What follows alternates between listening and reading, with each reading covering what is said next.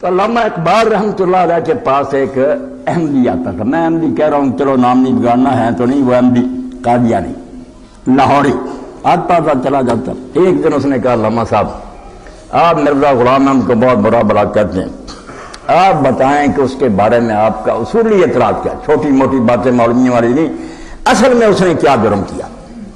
تو علامہ اقبال نے جواب دینے کے بجائے خادم سے کہا کہ الجہاد فی الاسلام نکال. اس نے نکالی، دے دی، گیا اور اس نے پڑھی اور 2-4 دن کے بعد آ کر کتاب واپس کی اور علامہ صاحب سے کہا مجھے اسلام میں داخل کلمہ پڑھائیں.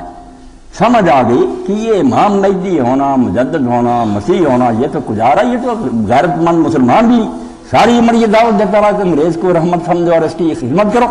اور نبی اور امام تو آتے ہیں طاغوتی حکومتوں کا تختہ اٹھنے کی، اور اس کی ایک کتاب بھی نہیں پہلے اشتہار سے لے کر جس میں نہیں یہ کہا کہ انگریزوں جو میں خدمت تمہاری کر سکتا ہوں یہ دنیا میں کوئی نہیں کر سکتا. میں مسلمانوں کے دل سے جہاد نکال رہا ہوں، خونی مہدی نکال رہا ہوں، اس لیے جو مجھے مسیح مہدی مانیں گے وہ بالکل گائیں بن جائیں گے، بکریاں بن جائیں گے، آپ آسانی سے ان پر حکومت کر سکتے. غدار. اسی لیے علامہ اقبال پھر ساری عمر دعائی یہ قادیانی نہیں، آپ اس کا نام لیتے کہتے ہیں توبہ. اقبال کو شاعر تھا، اس نے اصل مسئلہ پکڑا کہ کن باتوں میں تمہیں الجھا دیا کہ عیسیٰ علیہ السلام زندہ، یہ میں تمہیں بیوقوف بنایا. تم نے اصل چہرہ نام پہچانا کہ یہ تو کافروں کے جنگ ہے، انگریزوں کے ایک جاسوس.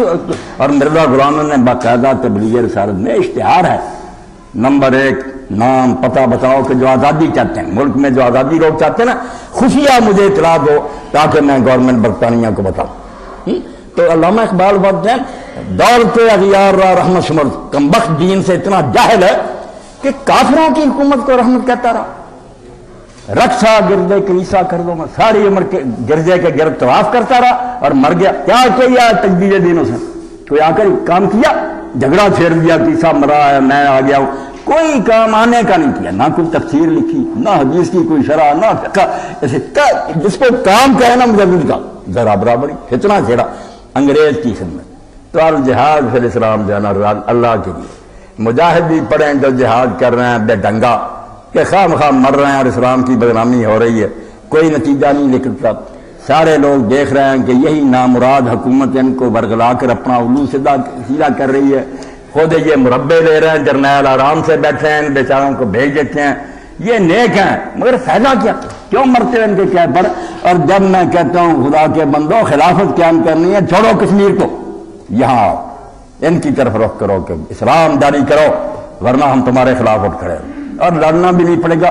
اب شیطانی شوشہ ان کے ذہن میں بتا دیا کہ یہ مسلمان حکمران ہے، یہاں گڑبڑ پڑے گی. اور گڑبڑ کی ضرورت ہی نہیں اگر تم دینی تنظیم میں سیدھے ہو کر ہو گئے گردن کے کہ چلاؤ اسلام، یہ 1 منٹ نہیں کھڑے ہو سکے.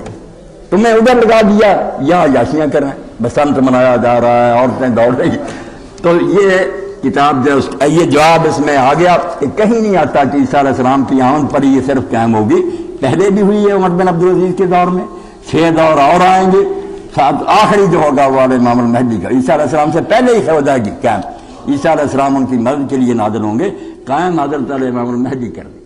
تو بے فکر ہوئیں، اپنا جو کرنے کا کام نہ کریں.